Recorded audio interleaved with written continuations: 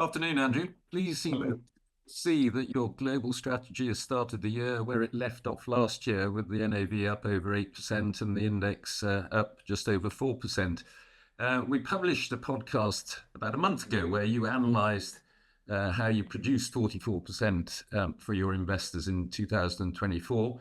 Not a man to rest on his laurels. You then went on to describe the prospects for this year. And it was the comments on those prospects that really got a lot of feedback. And that feedback was dominated by the T word, tariffs, and how your portfolio or the companies in your portfolio were going to be affected by tariffs.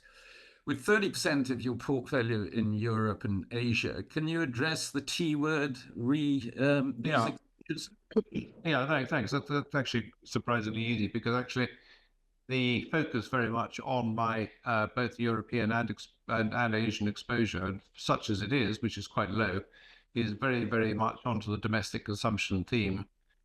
We have two holdings in India, for example. One is Bharti Airtel, which is the largest mobile telephone provider in India, with a 43% market share. And of course, that is exclusively providing its services to Indians. Zomato is the other one, which is the leader in the new phenomenon, which is Indian quick commerce. I won't describe it too fully, but it's a way of distributing food, groceries, and things extremely quickly to customers in an urban environment. And Zomato has led that trend for several years now and has done extraordinarily well. But it's very, very much a domestically focused company. And then other companies in Asia, I've got two e-commerce companies, Sea Limited, which is the largest e-commerce marketplace in Southeast Asia. And they basically are providing a conduit through which shops, providers of goods and services can reach more customers via the internet, and doing extremely well. So they're not making anything which they then sell to the Americans, unlike quite a lot of companies in Asia. And indeed, this is the focus of our emerging market fund. And of course, we always buy stocks for the global fund, which are owned by the emerging markets fund. And as I say, the focus is on domestic consumption only and not into manufacturing and exporting.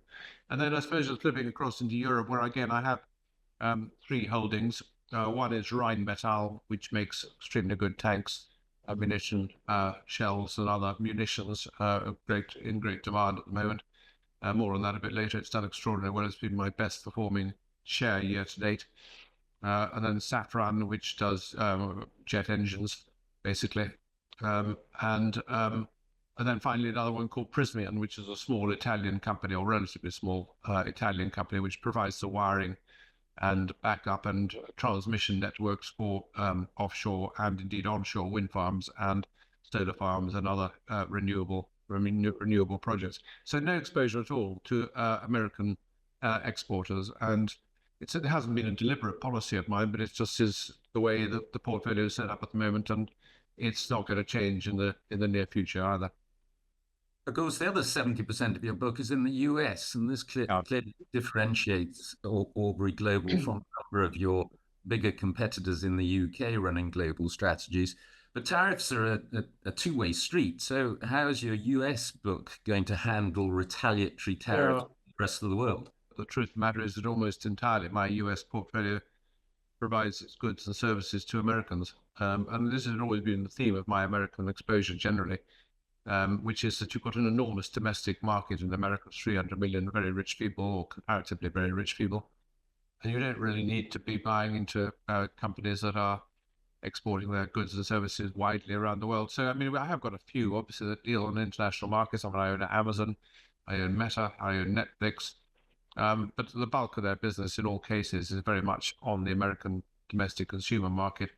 I own Facebook. I mean, these companies all have, fortress-like balance sheets. It's pretty hard to put a tariff barrier up against Meta, i.e. Facebook. You could obviously put some punitive tariffs and taxation things on Amazon, and indeed are often been discussed and talked about. But by and large, the exposure to retaliatory tariffs, as you put them, is likely to be very small indeed. I have one. I do have. Having that said, I do have one company called Shark Ninja, which makes us modern Christmas kitchen appliances, air fryers, and robotic hoovers, and things that people like to have in the house. Beyond my ken, really, but anyway, that's what they do.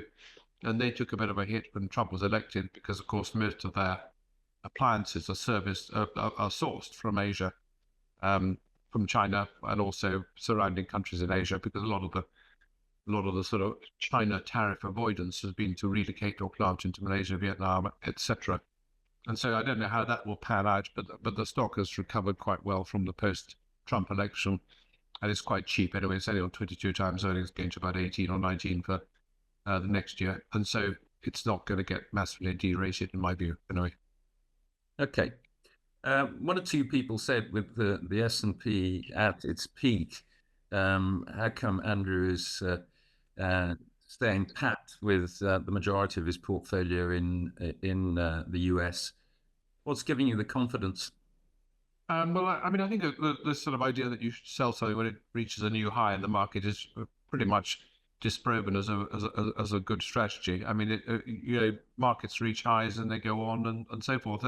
There's much more talk about valuation disparities, and certainly there is a lot of truth in that. A lot of the American big cap stocks, particularly the tech stocks, do look quite overvalued compared with their 10-year average, that's for sure. I mean, I think that the Mag 7 are said to be about 30%.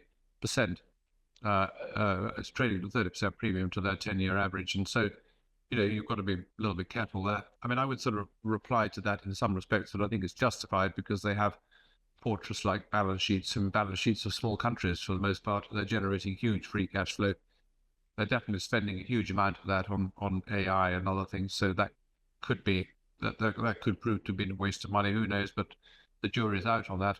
But there's lots of reasons why they should be trading at a premium, I would suggest. Now, if you go down into the mid cap and the small cap end of the market, I think the premium is about 4% for the mid cap, and it's actually about parity with the small cap. So, I mean, I think my sort of thinking is that if the US economy continues to be strong, which I think it probably will. I mean, the bigger danger in some respects, I think, is overheating in America. But if it continues to be strong, then I think the market will broaden out into other sectors and other smaller cap counters. And the leadership will probably still stay with those big fellows, but I think there will be even better returns to be made on the sort of the next step down, and lots of good reasons valuation-wise for making that switch.